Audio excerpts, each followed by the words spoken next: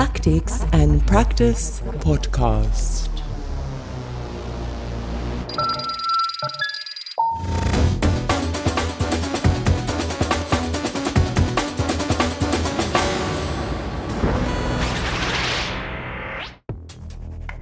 Bonjour! Welcome to The Future Behind Us, a podcast series where I am meeting internationally renowned artists to discuss with them the stories behind works that have become iconic. I will be asking these artists about the technological, the ethical, or even the legal challenges that they have encountered while developing their project. And I will explore in their company how the meaning of their work has changed over these past 5, 10, or 20 years. My name is Regine de Batti. I am a blogger, an art critic, a curator, and my guests in the podcast series are Trevor Paglen, Nora Al-Badri, Hubert Morgan, Gilles Magid, Paolo Pedercini from Molo Industria, Evan Ross, Mediengruppe Bitnik, Sanela Yaich, Pinar Yoldash, and Maya Srekar. In this episode, I am talking with artists Carmen Weisskopf and Doma Smoljo from Mediengruppe Bitnik. Let's go!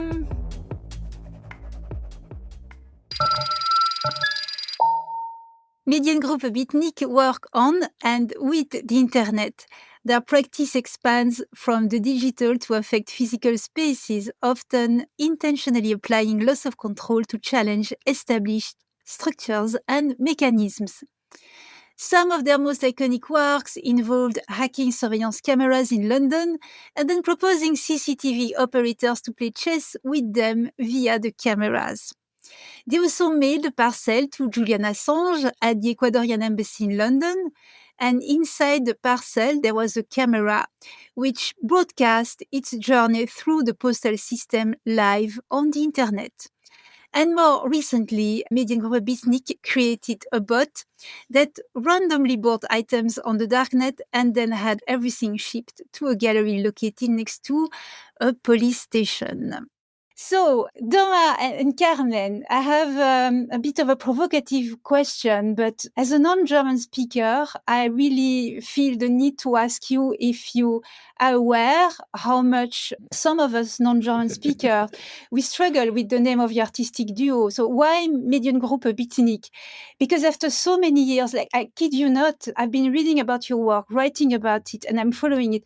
Every single time, I still need to double check because I'm never sure I've written it down correctly. And also, I would like to know what is the story behind the name Mediengruppe Bitnik. So, I think Bitnik actually was simply the name we chose for the first collaborative server we had when we were still at art school.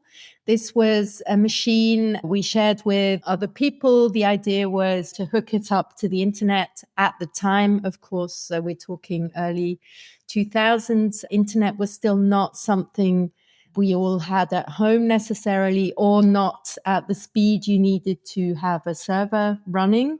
But of course, the school where we studied in Zurich had an incredibly good internet connection. They were like directly connected to the Swiss backbone. So we found out that you could actually open the server rack from the side to smuggle in a server and connect it to the internet, which meant you had the stable connection, which we did. We needed a name, so Bitnik was just what we came up with, and it stuck. I think the Mediengruppe, you're right, it's not very international. It just means media group in German, and it comes from a time where we did a lot of grassroots arts initiatives in Zurich, and we usually were in charge of speaking to the media. So we would just or come up with media strategies for like pranks and stuff like this. So people were just like, whenever this topic hit within the scene, they would say, I just go to the media group there. They meant us. So we were the people who could like forge emails, send out SMS, doing all that stuff by using that Bitnik server we had access to. Yeah. And also then the German name, it just like stuck. But it's also something which I like because it also reflects to a time of the net where it was really about like showing your local stuff.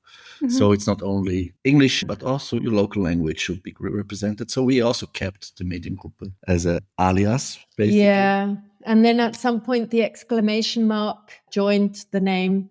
In code, it's a symbol to mean not. So the exclamation mark in programming is not.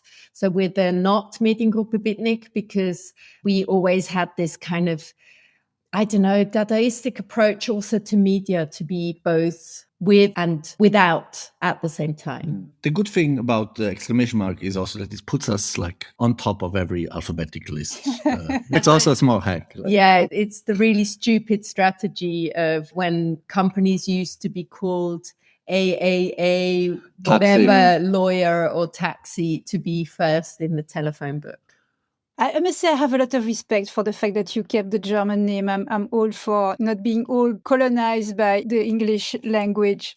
Okay, let's go back to a work that many of your work have been abundantly covered by the press, but the random Darknet shopper, which you launched in 2014, and it was an automated online shopping bot. And you instructed the bot to spend $100 in Bitcoin every week on a darknet market.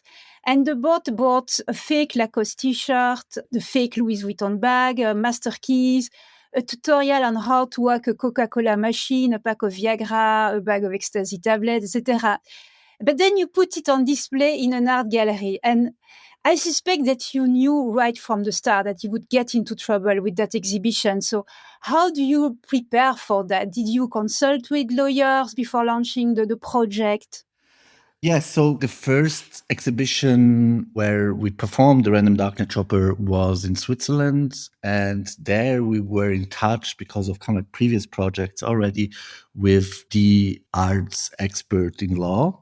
And we also became some sort of like friends, and we asked him about like advice because we knew like this project can go in every direction.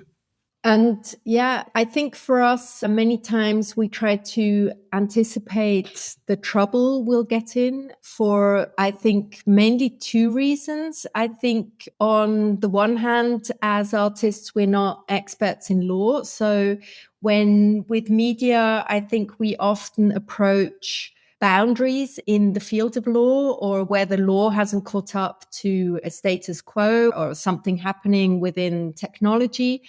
So we do tend to hit those boundaries. And I think we need to, as artists, we need somebody to help us understand how something is seen from the point of view of the law system.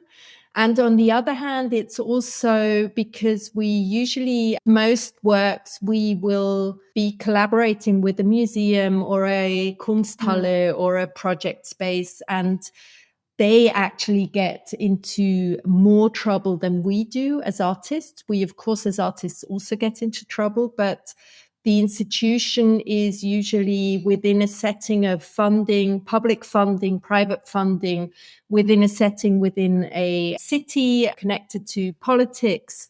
And they, I think, need some level of preparation when they're doing these types of works. I think for them, it's really important to understand what they're getting into. So for Random Darknet Shopper, we commissioned this Swiss lawyer, for the first show, to write a legal expert opinion that would help us prepare the situation in case of legal problems. So we had a paper ready, which was basically a kind of like an expert opinion on the topic, where he also claimed that what we are doing should be legal, how he understands Swiss law.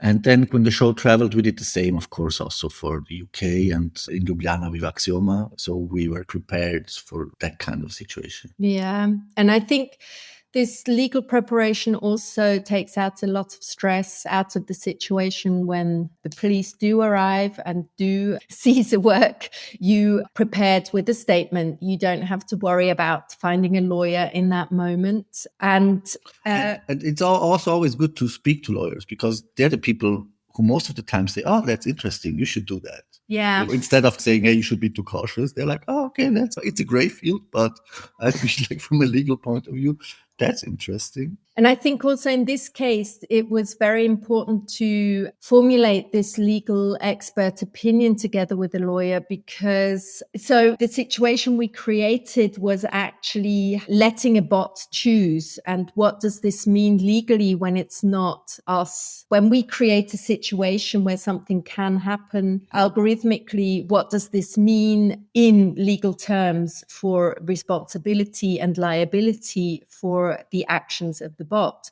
And this, of course, has implications which are much broader than this work. Think of self-driving cars, or think of trading bots. They all take decisions based on algorithms, and what happens when the programming went wrong. You have hundreds of people working on this code. There's not this one person you can make liable for something. But still, I think at least in Switzerland, criminal charges were filed against you. I don't know if it was the case in other countries where you showed the work. Fortunately, the charge was dropped. So on what ground did you manage to escape the charges? Because surely you cannot do everything under the umbrella of art. The story went like this, that the police confiscated the whole exhibition. So it was closed? They waited till the exhibition closed, and it was the day of the dismantling of the show. Yes. They showed up and seized everything which the random darknet shop bought. Yeah. And they seized all the items the bot had bought. They were already packed. So they basically just seized the crate and also the computer. And I think for us, it was a bit difficult in the first moment to understand why they had done this. It turned out because the random darknet shopper bought some items which were problematic, like drugs and like credit cards. Credit card. So it wasn't immediately for us clear what the problem was. And it turned out to be the drugs. So the ecstasy, to be precise. The bot had bought 10 ecstasy pills, and these were what we were charged with, possession of ecstasy pills. But there it becomes really problematic, because from the process of how the work was handled, we actually never handled the ecstasy pills ourselves. But usually when the police seize drugs, they are seized from a space that belongs to a certain person, or from their body, from their person. This was not the case. So we actually had to own up to owning these drugs. So we get blame away from the institution and from the people who had actually handled the drugs. And we also wanted our stuff back. So we had to say, hey, I think you seized our piece and it belongs to us. The bot bought it, but we want it back. So we had to show up. Yeah. And I think the public prosecutor, we were then summoned for a questioning, and we tried to explain to him that this work was about algorithmic responsibility on the one hand, but also around the question of what can be art. I think since the 1920s, the format and the concepts of art have been broadened, and we actually turned up, as you can imagine, with citing a long history of artists who had worked with illicit drugs or had used illicit drugs in their works.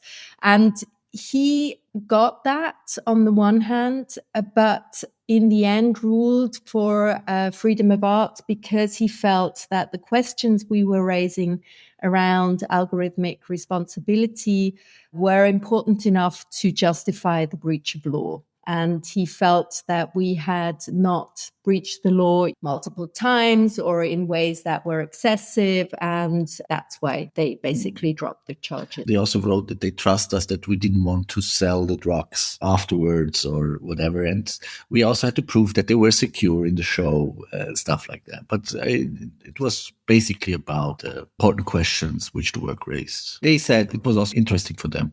Okay, I don't know how to phrase it, but is it good when the police intervene? Because if the police intervenes during a performance or during an exhibition, it can also be positive because it brings media attention and the public is curious and wants to visit the scene of the crime or know more about the scandal. Does it play a part, the fact that you have this world that are always at the border of legality and you might get into trouble?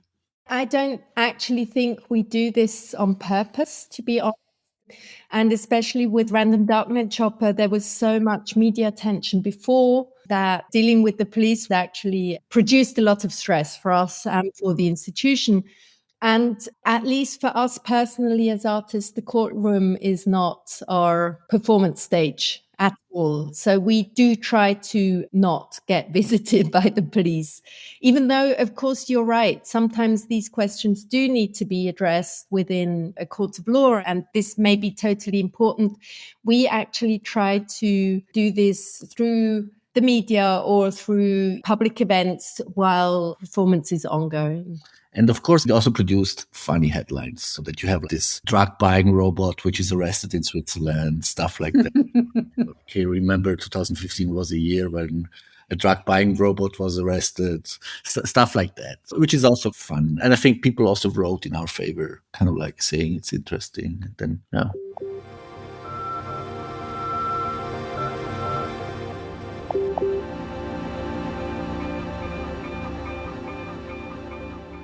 But otherwise, from what I could read, the experience on the darknet itself was rather smooth and pleasant. No one tried to scam you. The service was really good. You got what you ordered. The ecstasy pills were submitted for police examination by the police, and the conclusion was that the drugs were real. I'm wondering, is there a lesson here about anonymity, trust, exchanges taking place outside of traditional marketplaces, etc.? Yeah, I'm not sure it's a lesson, but what we do see within our works, especially when we work within subcultural spaces or spaces that are niche, is that there is community there, contrary to what may be portrayed in the media. Yeah. Because the darknet at the time in the media, it was narrated as this really terrible place where the only thing you could buy was contract killers and drugs and nothing else. And this actually at the time was not true at all. These markets were a very wild mixture of anything anyone in the world, for whatever reason, couldn't get easily within their country. So these were truly international spaces. At the time already, Amazon or whatever other markets online, they always only catered to one country. Amazon works in each country. In the US, you can buy stuff that you cannot buy in Europe, for example. Yeah. But the darknets, they were truly international, and you had this very clever trust-building system. You had ratings. The quality of the drugs, for example, usually was a lot better than what you got on the street. And also there was a culture around talking about the experience. Exactly. So people would say, hey, I really trust that because my experience was, and you would kind of, you would read the comments, you would see they are real. So we also knew when they tested the drugs, this is high quality stuff because people shared their experiences. And I think looking at what is happening in the US at the moment with the fentanyl crisis, it's also something that maybe we as societies should rethink. There will always be people who want to take recreational drugs. Why can't they test them before taking them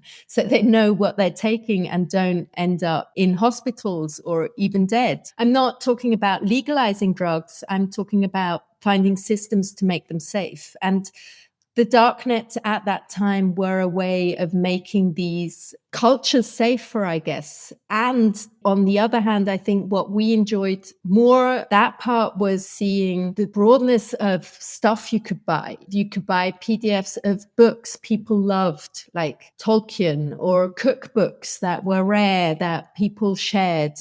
You could buy key sets. One of our favorites is still the First Class Decoy Letter, which is a service to test your postal box wherever you have whatever you're ordering from the darknets delivered. And these are beautiful services that people come up with out of necessity. And there's this whole culture forming around. So maybe you need to explain the postal box a bit. When you receive parcels, stuff you ordered from the deep web, sometimes you don't want to use your own postal box from your home address.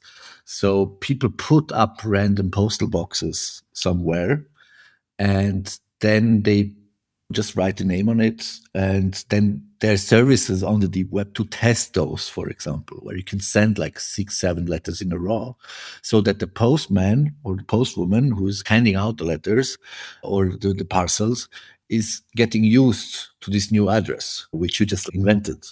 And there's like a lot of these kind of like very subcultural things there. But it's also beautiful to know maybe in your street, there's like a house number which does not belong here because it's not in the official system, but somebody's using a number in the street nobody used so far. Yeah, so I think the darknets at the time were also full of these small hacks or these small pieces of knowledge around cities and how postal systems work, how deliveries work, how identities work that are really valuable also. I'm going to ask you about a school you have co-founded quite recently, the Island School of Social Autonomy. I think it was in 2021.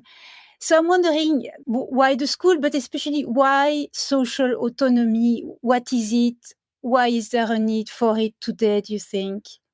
Yeah, so ISSA, the Island School for Social Autonomy, we founded together with artists, philosophers from Croatia, from Italy, on a small island called Vis off the Adriatic coast of Croatia. It's a Croatian island.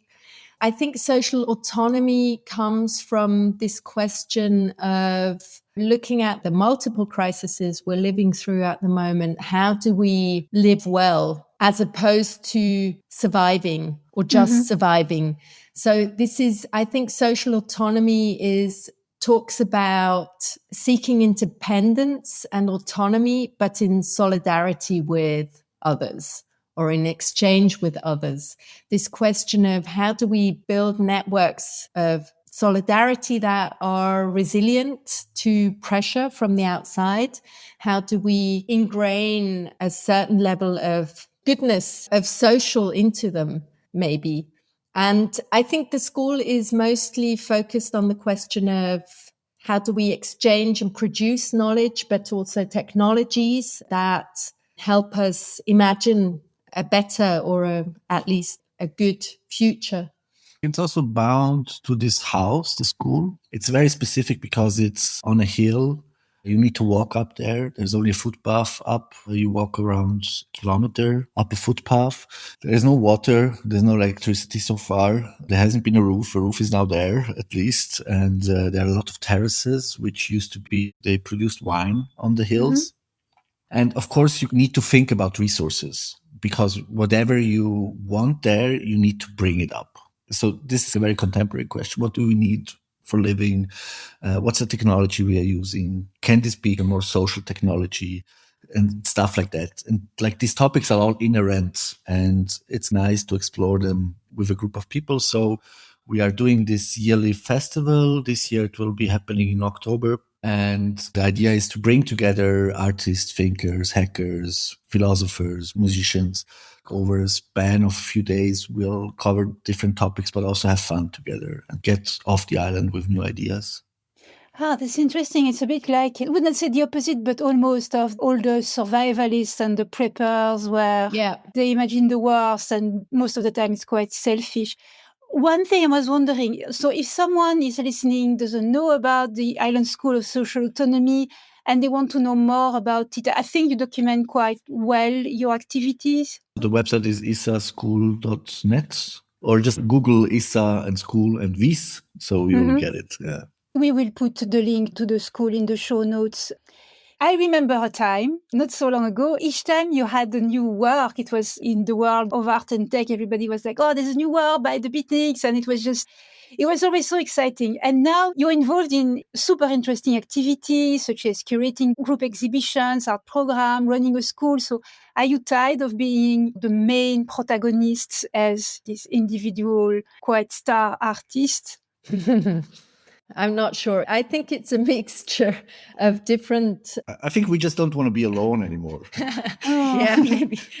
Artist life is very alone. No, I think it also has a bit to do with the pandemic that we are more interested at the moment in social topics, also providing social spaces. Yeah, and I think For me, if we want to just quickly take a detour into politics, I think for both Doma and me, it's been really frustrating to see that artists and the left in certain moments seem to be incapable of building resilient networks. In the pandemic, the arts were not in Germany so much, but in the rest of Europe, the arts were cut immediately. There was hardly any support. It was not deemed as necessary or essential. And that is harsh to be working in a field where when crisis hits, it's, sorry. This seemed like something we needed to change. And I think it's been really interesting to collaborate with others on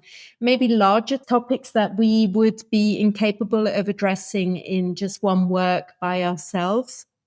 Trying to curate exhibitions around topics we find pressing, urgent, interesting, where we can, through curatorial work, we actually have the tools to bring together many interesting artists and many interesting thinkers and try to, build common ground, build networks. I mean, it was bigger conversations. It was beautiful also the last 2 years of curating a lot of kind of like public events. We met so many good artists, also became friends with new people. So it was also beautiful, but we also missed the time of just being in the studio and working on more like Bitnik projects. But this will happen also. I think we'll do both at the same time. And the nice thing is ISSA is a long-term project. We're building this school since 3 years. It will take another 10 years till we finish just the basics. But it's fun to take some people and bring them along and that they are part of the thing. I have one last question. You've been investigating hijacking, revealing mass surveillance, closed systems, and all the dark sides of digital technologies for a number of years now.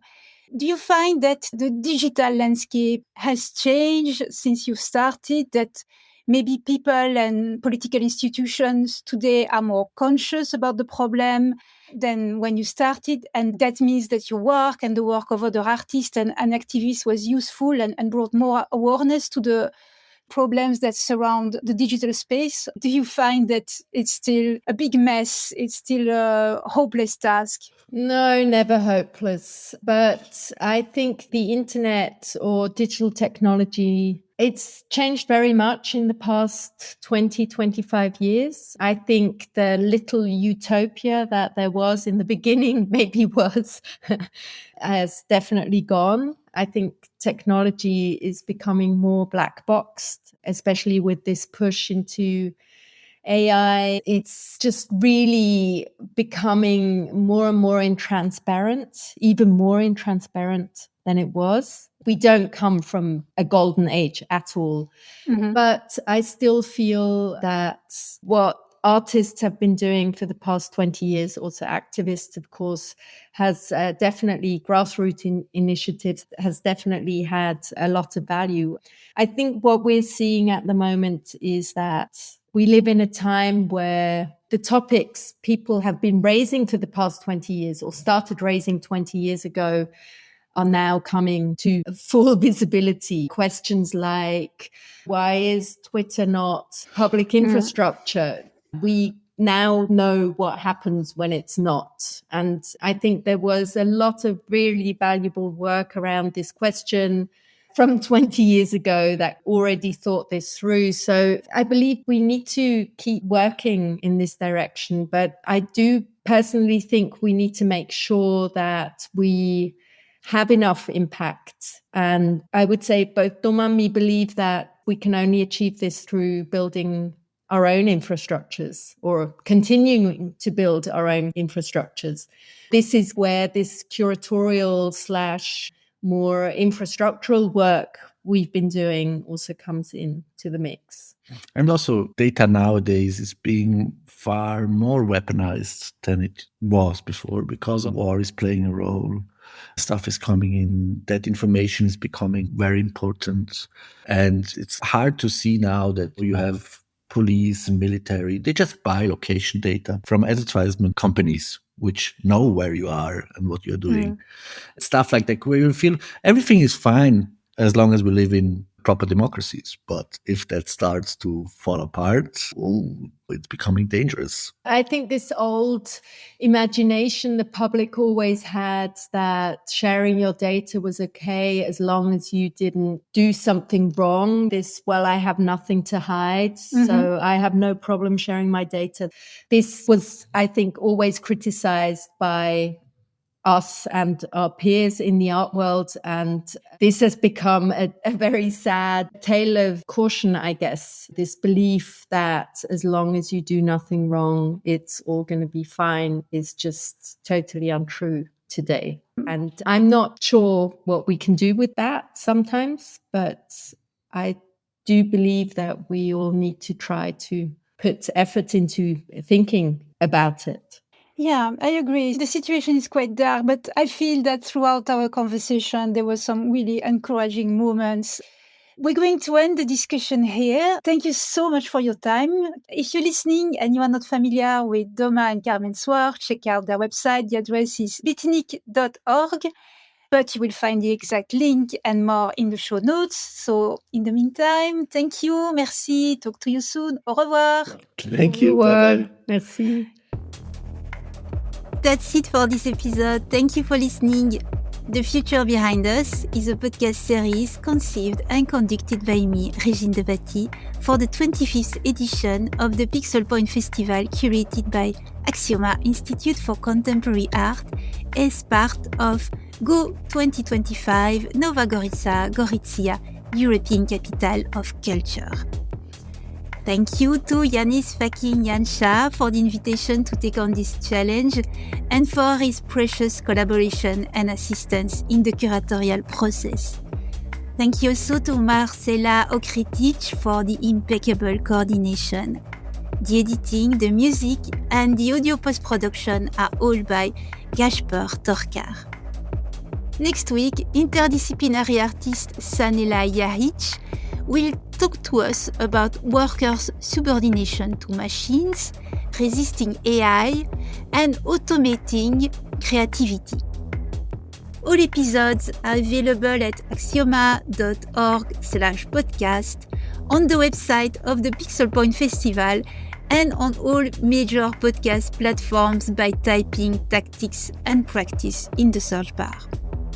For more information on the context, the participants, and the partners involved, see the link in the description.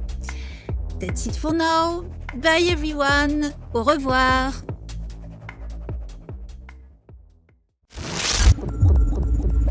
Tactics and Practice Podcast.